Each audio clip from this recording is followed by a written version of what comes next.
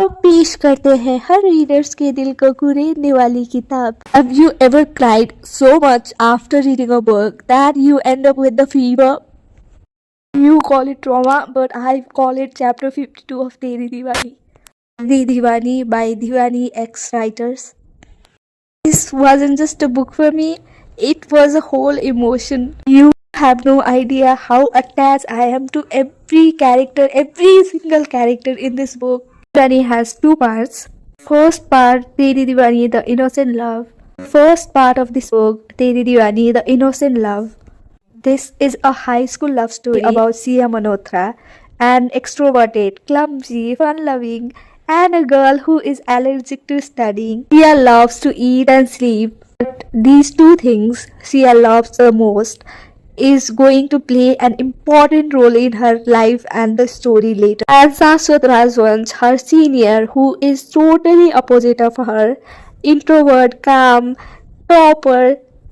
It also follows their friends' stories and love stories. It is a multi-couple story, but I swear on God you'll never get bored. Because every character has their own unique personality and every love story feels different. The book is full of school memories. But even if your school life wasn't perfect, this book let you live the school life you always wished you had. The book also deals with the problems we faced growing up, like study pressure, loneliness, insecurity, responsibility, and figuring out life.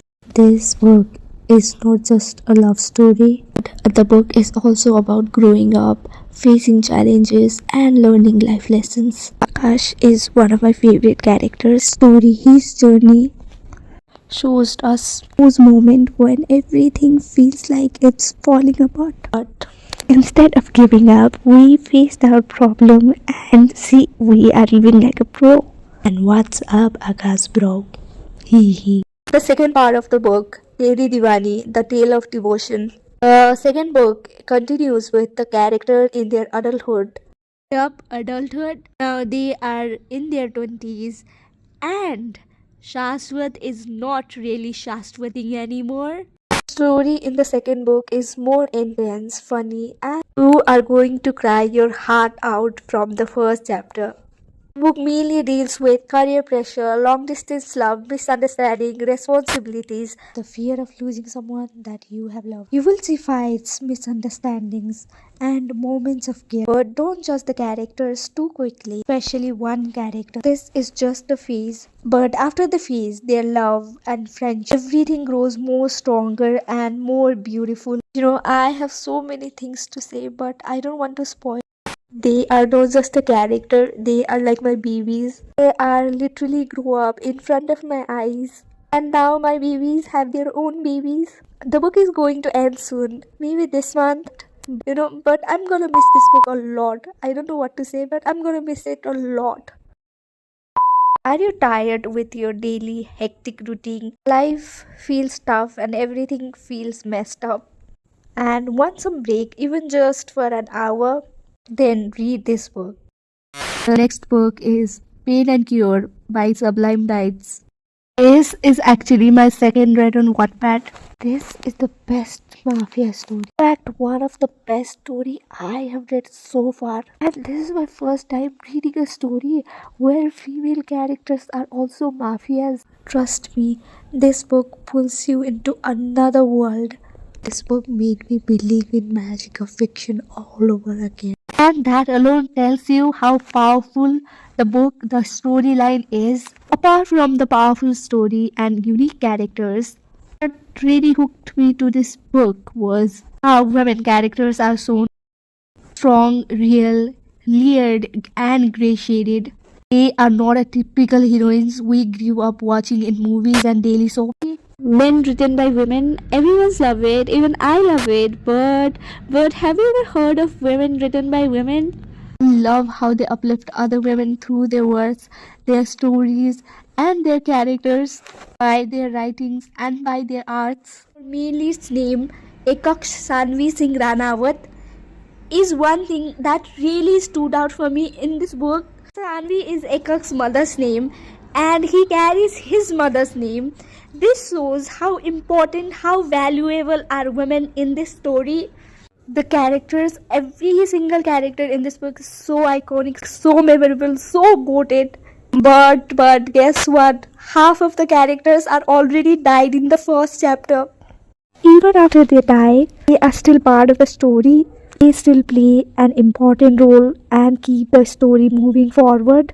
Still, they have an important influence on the main lead's life. Basically, they are running the whole storyline. They are not Atmas, but they are still present in the present storyline even after they are dead. But how? You have to read this book by yourself to get it. Every character in this book is mysterious and grey shaded. No one is completely good or bad, not even the leads, main leads. Niharika Singh Ranawat. The aura this name holds. The energy, the confidence I am feeling right now just by taking her name. I could kiss author's hand for creating such character. No, I'm not convinced. Niharika is not dead. She is not dead.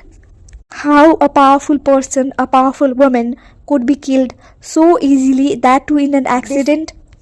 I really hope the lady in the hospital, that Komawali, turns out to be Niharika. I know my Sarthak baby has suffered a lot. I know I'm really being selfish here, but I want her to be Niharika. This just came to my mind. So what if all of this was Niharika's plan? Author has already dropped a hint of Sonakshi being a villain and mastermind. Maybe Niharika already knew about her plan. And what if it was Niharika all along? After all, she is a godmother. Author never failed to surprise us. I know something big is coming, beyond anything we can even imagine.